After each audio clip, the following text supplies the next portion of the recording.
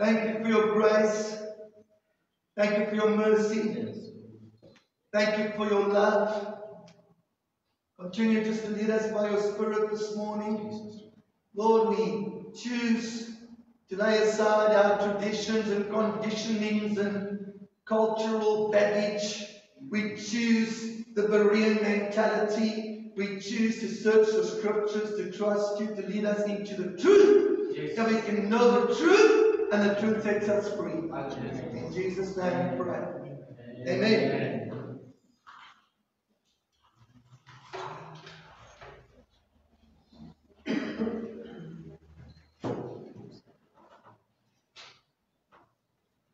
Open your Bibles to Genesis chapter 17.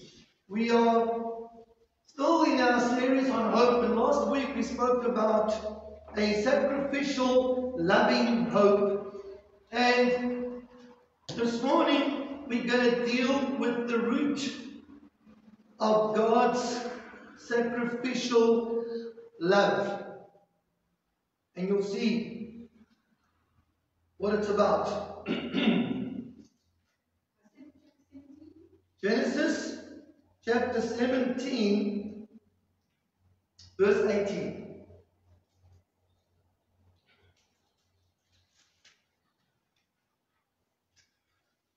Abraham said to God, "Oh, that Ishmael might live before you." Now, I don't know if you know this, but there's one scripture in the Bible that says that Jesus Christ was prepared before the foundation of the world.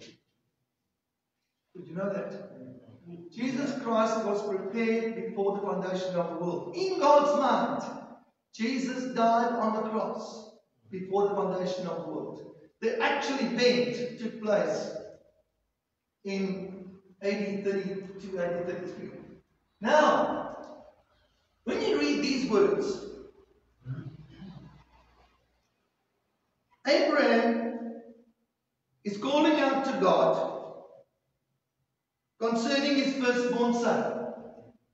And he's saying to him, "Oh, that Ishmael might live before you." And God has been saying to Abraham that he's going to have another son, Isaac, by Sarah. But Abraham is saying, "God, okay, I still want you to remember Ishmael." So he goes out to God and he prays that Ishmael might live before you. So God says,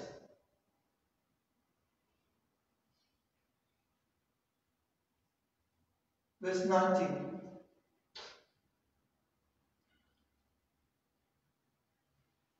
God said, "Sarah, your wife, shall bear you a son indeed, and you shall call his name Isaac. And I will establish my covenant with him for an everlasting covenant, and with his seed after him." He reminds Abraham, verse 20,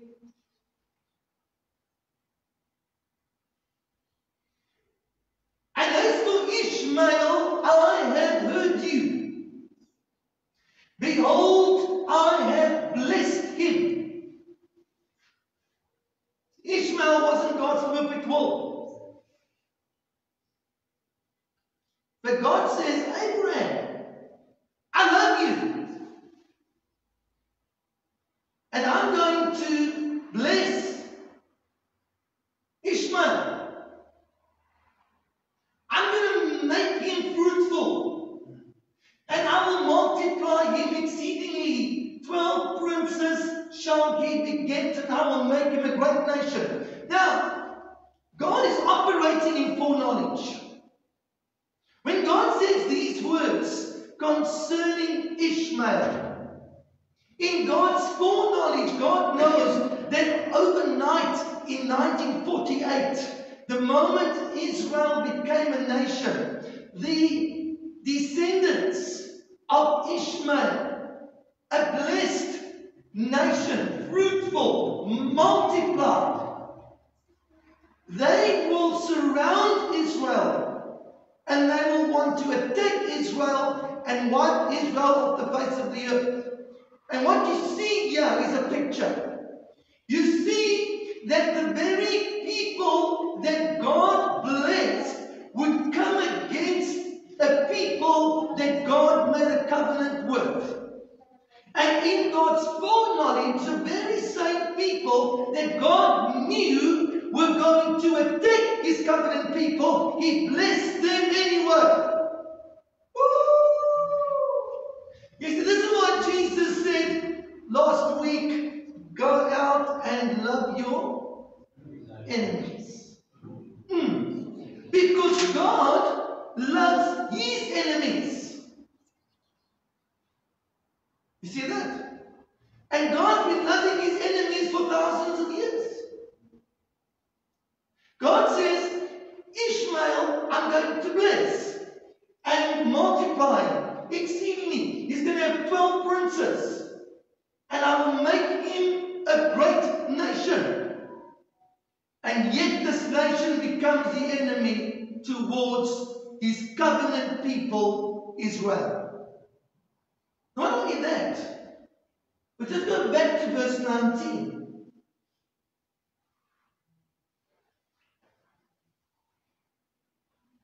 And God said, Sarah, your wife shall bear you a son, and you shall call his name Isaac, and I will establish my covenant with him for an everlasting covenant, and with his seed after him. So what did God plan? Well, God was known as the God of Abraham, Isaac, and Jacob. And out of Jacob were going to come 12 sons.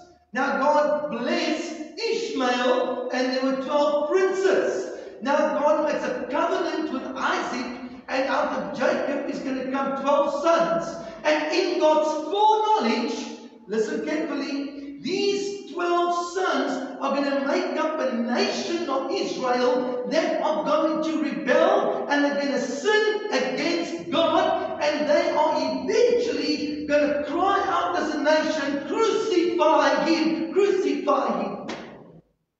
And in that foreknowledge, God cuts a covenant with Abraham concerning Isaac. Wow.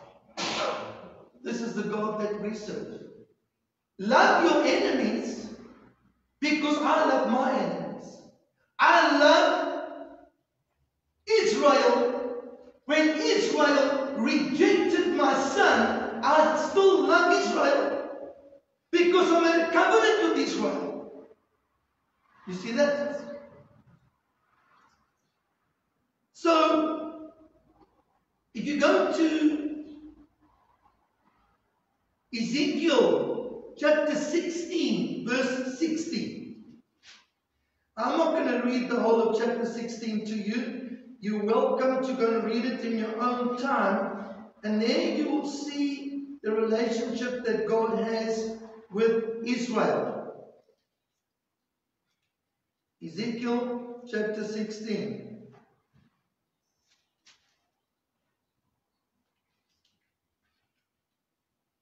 So in your own time you can read, but I want you to see verse 16. Now, when you read Ezekiel chapter 16, all the way up to verse 60, you'll read a list of Israel's sins. That in God's foreknowledge, He knew that Israel will commit all of these sins. Okay? Now look at verse 60. Nevertheless, in other words, even though Israel is going to sin against me, they're going to rebel against me, they're going to do all kinds of wrong things, nevertheless, I will remember my covenant with you in the days of your youth, and I will establish unto you an everlasting covenant. That's love.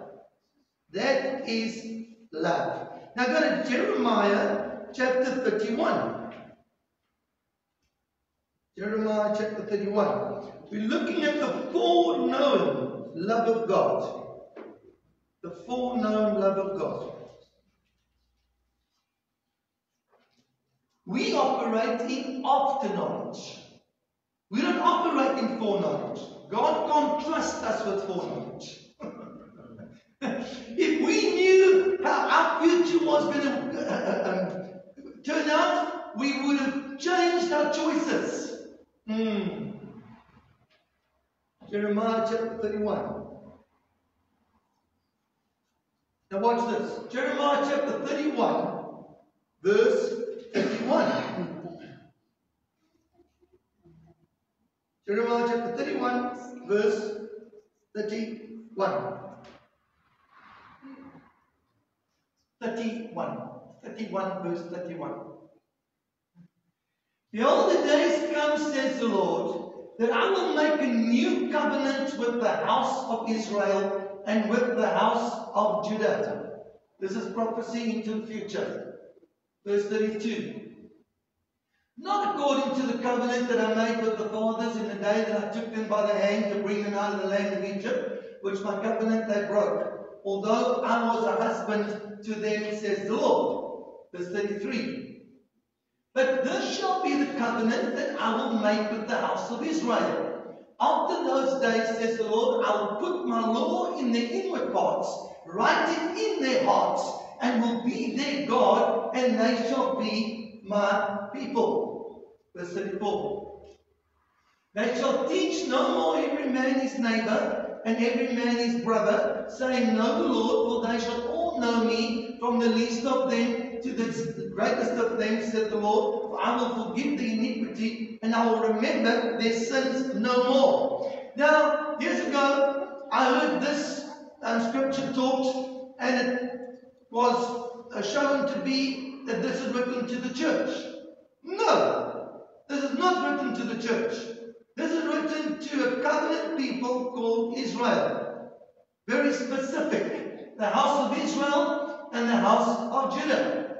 And I will forgive their iniquity, and I will remember their sins no more. Ezekiel chapter 37.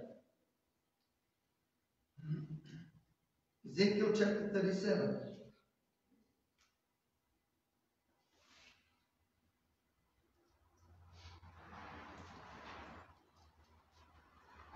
So Ezekiel chapter 37 is to do with the valley of the dry bones. Now go to verse 11.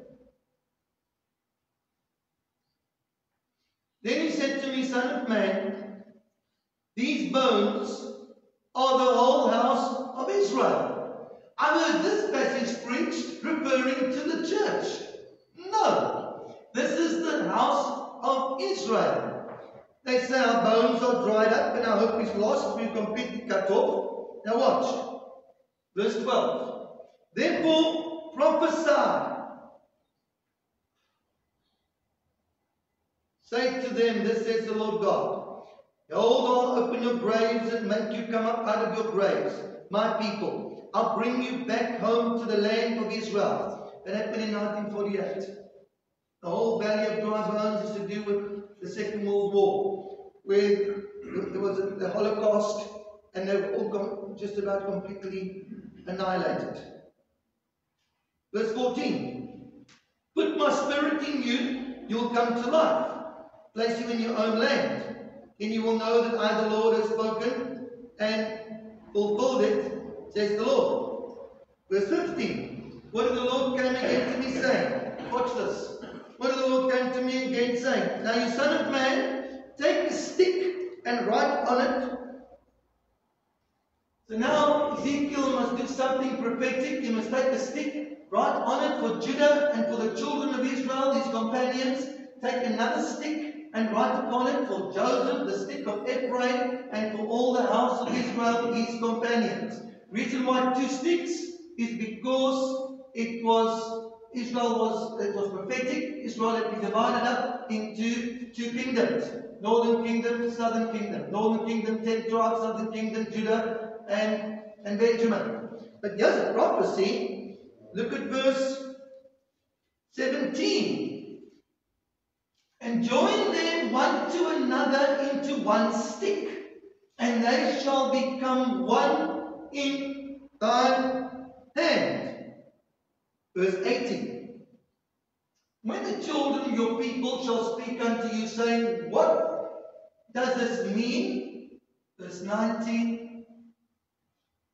Say to them, this says the Lord God. Behold, I will take the stick of Joseph, which is in the hand of Ephraim, and the tribes of Israel, his fellows, and will put them with him, even with the stick of Judah, make them one stick, they shall be one in my hand. Verse 20. The stick whereon thou writest shall be in your hand before their eyes. Verse 21. So unto them, this said the Lord God, behold, I will take the children of Israel from among the heathen, whither they were gone, and I will gather them on every side and bring them into their own land. Verse 22. I will make them one nation in the land upon the mountains of Israel, and one king shall be king to them all, and they shall be no more two nations, neither shall they be divided into two kingdoms any more at all. 23. Neither shall they defile themselves any more with their idols, nor with the detestable things, nor with any of their transgressions, but I will save them out of all their dwelling places, wherein they have sinned, and I will cleanse them, so shall they be my people, and I will be their God. This is the love of God towards a covenant nation. Verse 24. And David, my servant, that's a typology of Jesus. Jesus, my servant, shall be king over them. They'll all have one shepherd. They'll also walk in my judgments and observe my statutes and do them. Verse 25.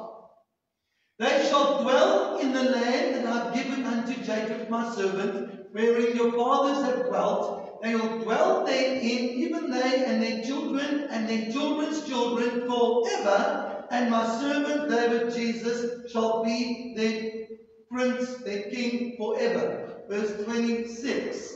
Moreover, I will make a covenant of peace with them, and it shall be everlasting covenant, that's 1,000 years of peace. And I will bless them and multiply them, and will set my sanctuary in the midst of them forevermore. That's the millennial temple. Verse 27. My tabernacle, that's the millennial temple, also shall be with them. I will be their God, and they shall be my people. Verse 28. And the heathen shall know that I, the Lord, do sanctify Israel, when my sanctuary shall be in the midst of them forever.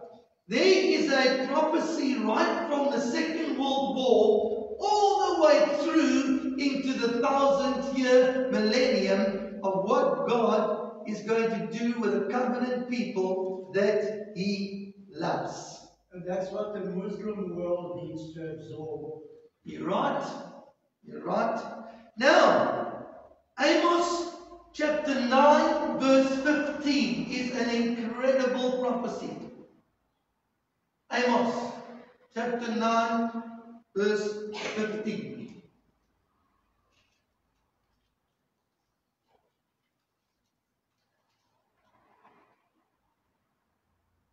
I will plant them upon their land, and they shall no more be pulled up out of their land, which I have given them, says the Lord the God. What an incredible prophecy that's been proven right now. Even these last 2 years, since October the 7th, when Hamas attacked Israel. 2 years later, Israel is still in the land. They are not going anywhere. They are going to stay there all the way through the 1,000-year millennium of Christ. Incredible prophecy.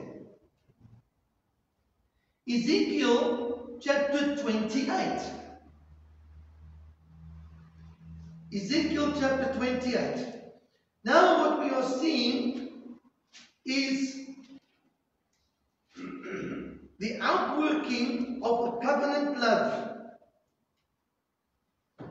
Ezekiel chapter 28. And this is 2,000 years plus minus since Jesus was crucified. They rejected him as their Savior, but the covenant continues. Ezekiel chapter 28, verse 24. 24. And there shall be no more a pricking briar unto the house of Israel, nor any grieving thorn of all that are round about them. The other prophecy, that the descendants of Ishmael, that God blessed, that Satan would use them to annihilate, completely wipe out the nation of Israel. The covenant love of God says that the days coming there shall be no more a pricking briar to the house of Israel, nor a grieving thorn of all those round about them that despise them. It makes you wonder, are we seeing the fulfillment of that now? I don't know if you know what's happening right now. Right now, preparations are being made for all of the hostages to be released by Hamas. 20 living, just over 20 dead. They're going to release, they believe it will happen tonight or tomorrow morning. All the hostages are going to be released. And then Israel is going to release hundreds of Palestinian prisoners 3,000. and residents of Gaza and send them back to Gaza. Why? Because this is the beginning of peace. It seems that there's going to be no more pricking briar and no more grieving thorn, symbolizing the immediate nations around Israel are finally going to be at peace with Israel. Okay? Now, verse 25. This says the Lord God, when I shall have gathered the house of Israel from the people among whom they are scattered, and shall be sanctified in them in the sight of the heathen, then shall they dwell in their land that I have given to my servant Jacob. Verse 26. And they will dwell safely therein. They will build houses, plant vineyards. They will dwell with confidence when I have executed judgment upon all those that despise them round about them, and they shall know that I am the Lord their God. This is unfulfilled prophecy. Israel is 77 years old. We could now begin to see possibility that for the first time, Israel is going to be living in a state of peace with their neighbors. That's exactly what God wants. That's love. Amen. That's covenant love. Now, go to Zechariah chapter 13.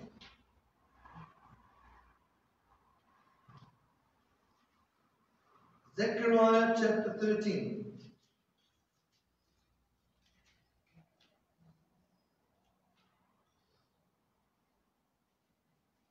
Verse 7. Awake, O sword. Zechariah 13, verse 7. Awake, O sword, against my shepherd and against the man that is my fellow, saith the Lord of hosts. smite the shepherd, and the sheep shall be scattered, and I will turn my hand upon the little ones. That's a prophecy of the crucifixion of Jesus. And then in verse 8, shall come to pass that in all the land, says the Lord, that's the land of Israel, 2 parts therein shall be cut off and die. But the third shall be left therein. Verse 9. And I will bring the third part through the fire, and will refine them as silver is refined, and will try them as gold is tried. They shall call on my name, and I will hear them, and I will say, it is my people, and they shall say, the Lord is my God. So verse 8 and verse 9 is unfulfilled. But it's the covenant love of God that has got this planned. In God's foreknowledge, He knows that 2/3 of this covenant nation are not going to accept Jesus Christ. But His covenant love is for the remnant. He knows about 1/3. That's why Jesus was prepared as the Lamb of God before the foundation of the world, because God knew who would accept Christ. And in this case, with Israel, it is 1/3. Now, let's go to Zechariah chapter 12, verse 10. Zechariah chapter 12, verse 10. Unfulfilled prophecy, but this is coming. I will pour upon the house of David and upon the inhabitants of Jerusalem the spirit of grace and of supplications, and they will look upon me whom they have pierced. And they shall mourn for him as one mourns for his only son, and shall be in bitterness for him as one that is in bitterness for his firstborn. This is a reference to the third.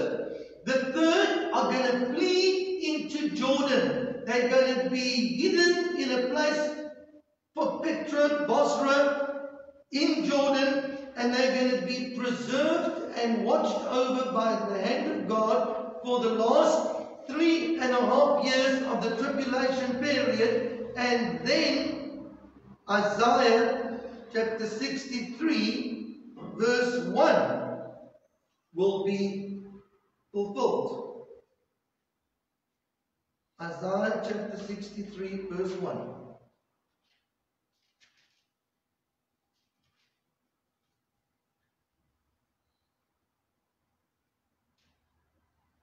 Who is this that comes from Edom? Edom is Jordan. With dyed garments from Bosra. Bosra is near Petra. This is the glorious in his apparel, traveling in the greatness of his strength. I that speak in righteousness, mighty to save. That's definitely referring to Jesus. Verse 2. Wherefore are you red in your apparel, and your garments like him that treads in the wine fat? Verse 3.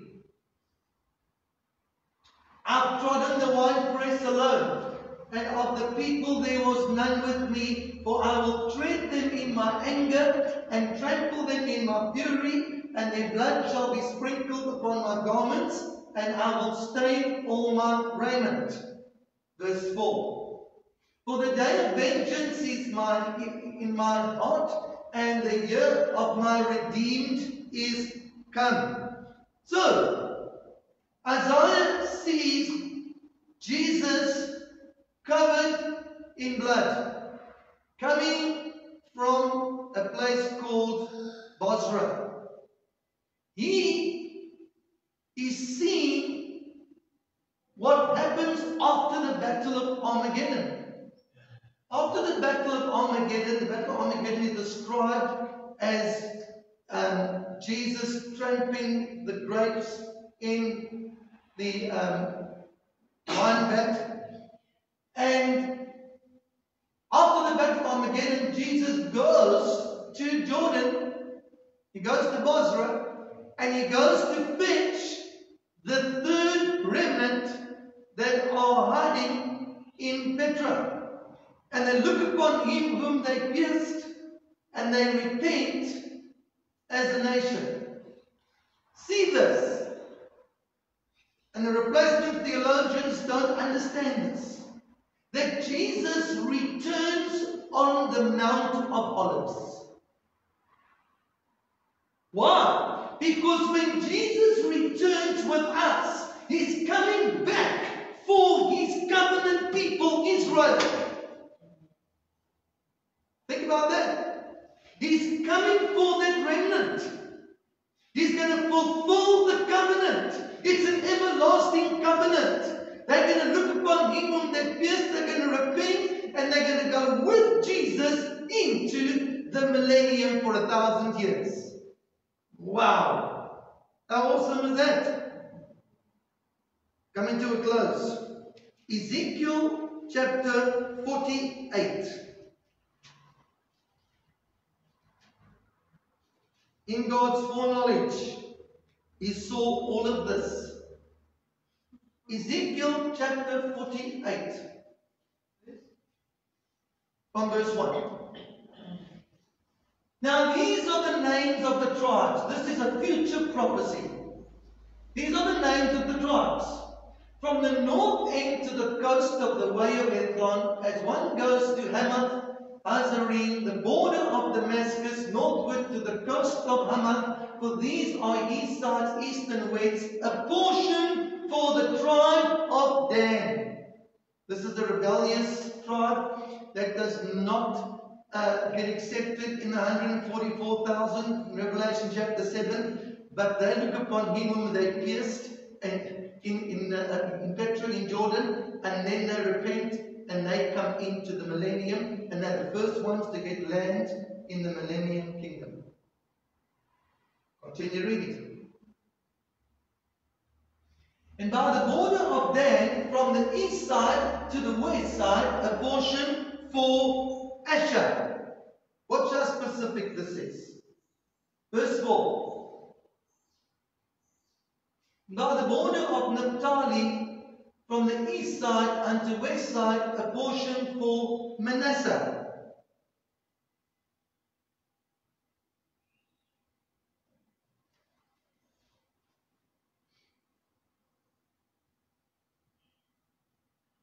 By the border of Manasseh, from the east side unto the west side, a portion for Ephraim. By the border of Ephraim, from the east side even unto the west side, a portion for Reuben. By the border of Reuben, from the east side to the west side, a portion for Judah. By the border of Judah, from the eastern side to the west side, shall be the offering, which is the offer of 520,000 reeds in breadth and length as one of the other parts from the east side unto the west side, and the sanctuary shall be in the midst of it. So, now we have tribes being mentioned, and they are going to be surrounding the millennial temple. Now, verse 31. Sorry, verse 22. Verse 22.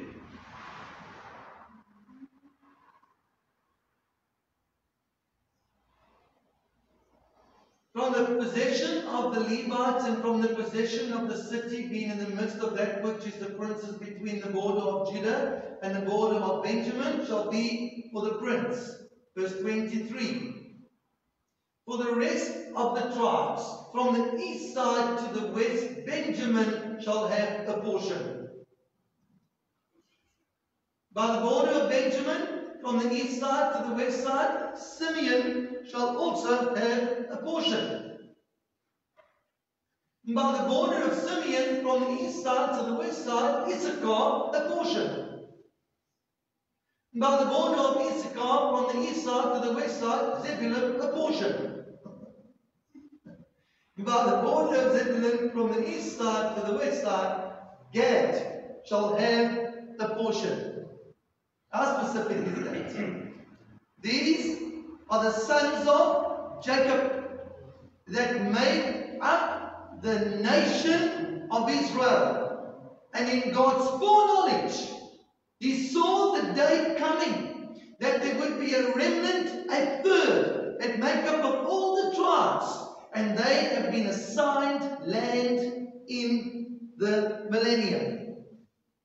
Last scripture, verse 31. Look at this.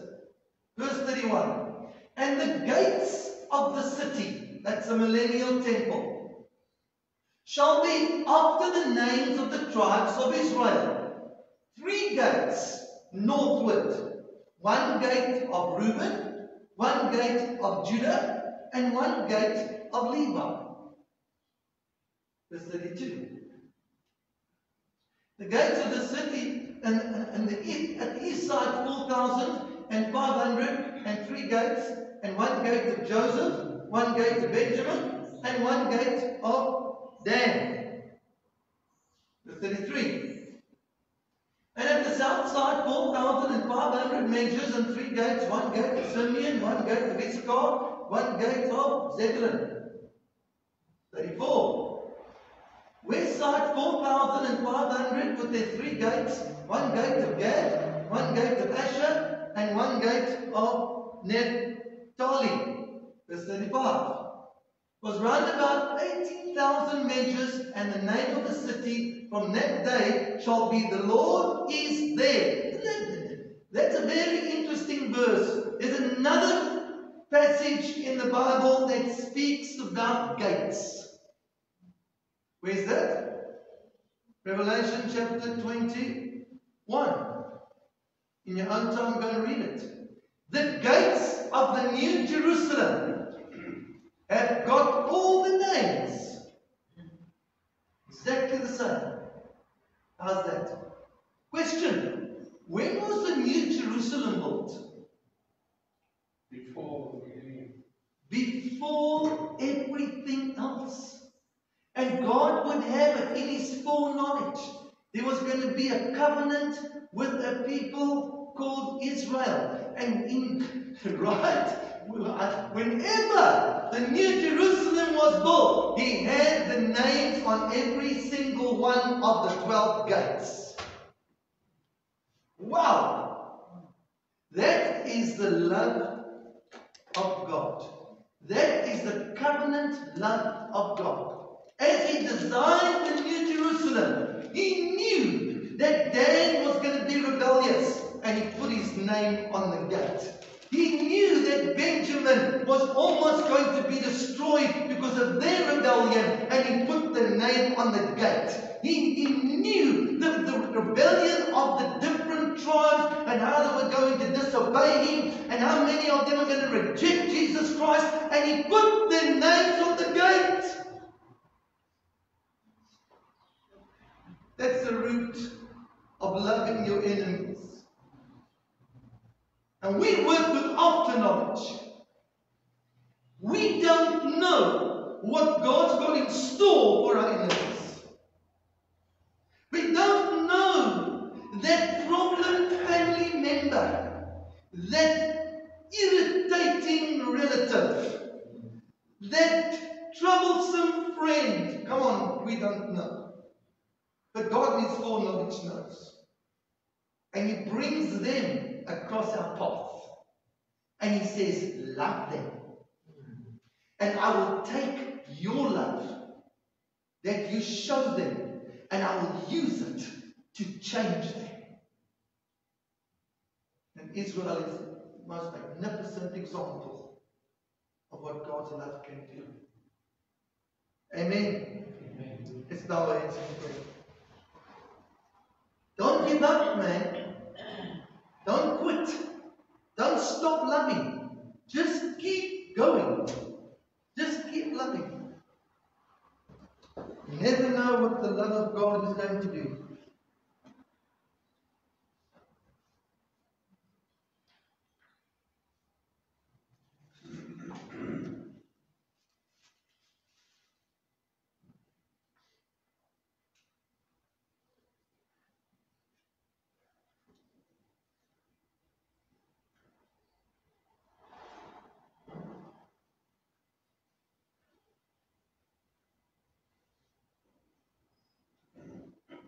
conscience is clear before God and man. Come to the table. Receive the emblems. Wait for one another. And we partake together. Come as we worship. The love of God is greater far than gold and also the good and poor. Just by the highest star and the world the world in power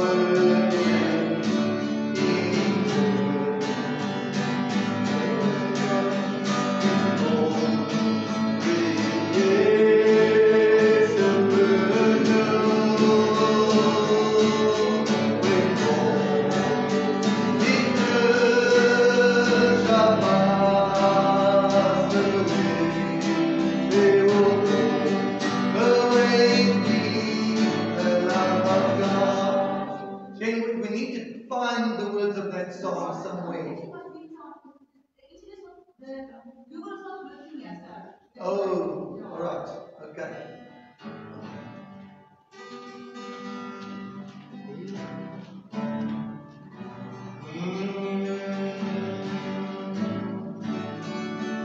Loving God, just loving God, begging you, sing with my praise. Loving God, loving each other, and just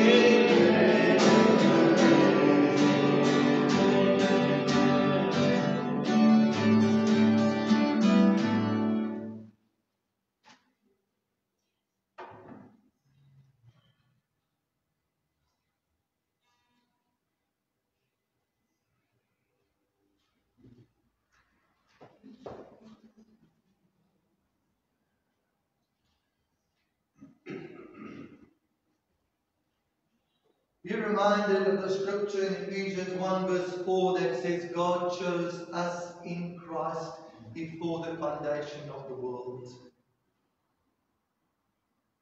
Oh God, your foreknowledge is mind-blowing. Help us to see life from your perspective. For nothing takes you by surprise. It's all known, it's all planned, and we're just busy adjusting. Help us to love you, love ourselves, and love everyone else with your foreknown love. Open the eyes of our understanding, and we can see what you see and understand what you understand. Thank you for Jesus. Thank you for his blood. Thank you for his body broken. We remember our sins washed away. Meet our deepest needs, spirit, soul, and body. And we remember our bridegroom is coming back to fetch us.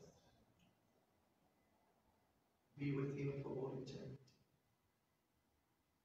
Let's partake with grateful hearts.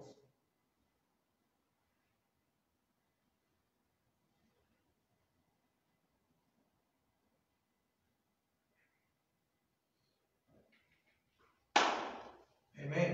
Amen.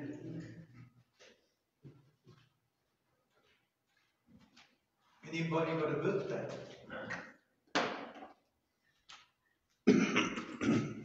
Any anniversaries? Right. We'll be praying for this morning, praying for Etty, Jeanette, praying for Jeanette, Hope Jeanette, Ruth and Miller, praying for Ashley, Carmelita,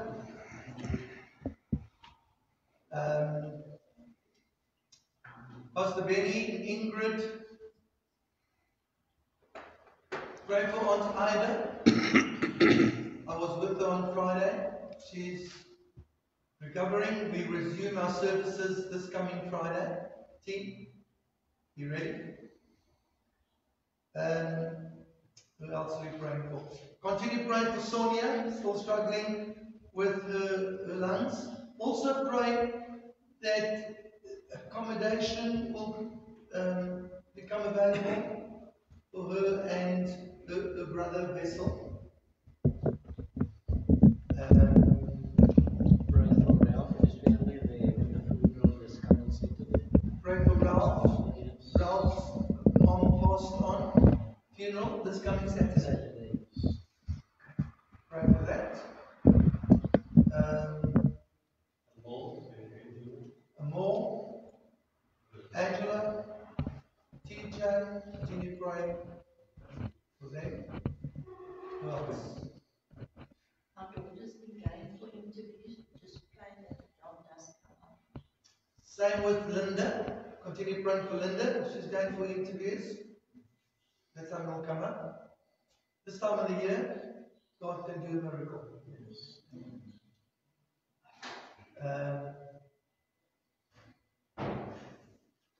Jenny, do you want us to pray about your house getting sold? Ja, precies. Ja, we show us next week, so. Show us next week. Alright. Pray that Jenny's house will be sold for the right price and Thanks. God will give her favor. Everybody must get baptized again before January. Now there are some folk that want to get baptized. I'll be baptizing them around about December. Yeah. Okay. Continue praying for Pastor Duncan.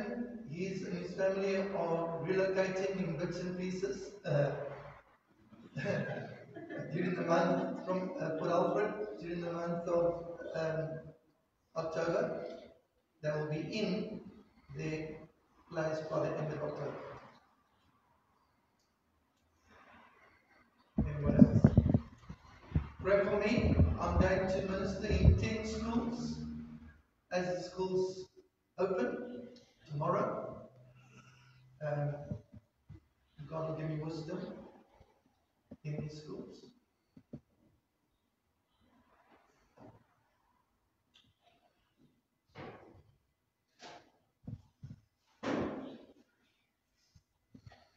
Okay. Drop your gift in the box. If you're giving online, God bless your online generosity.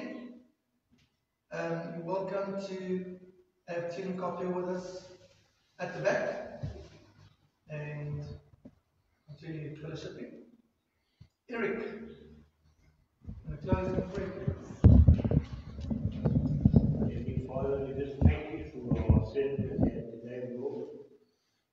We know that time is coming now. We are glad that the peace is done that we have been there to Hamas and Israel. We hope that all the people that we pray for are sick and that. Pray for all the people that are on the trip and in peace. Safe passage. Sadly, everyone else in the church today have a good week and a blessed weekend. The hospice in one. God bless you.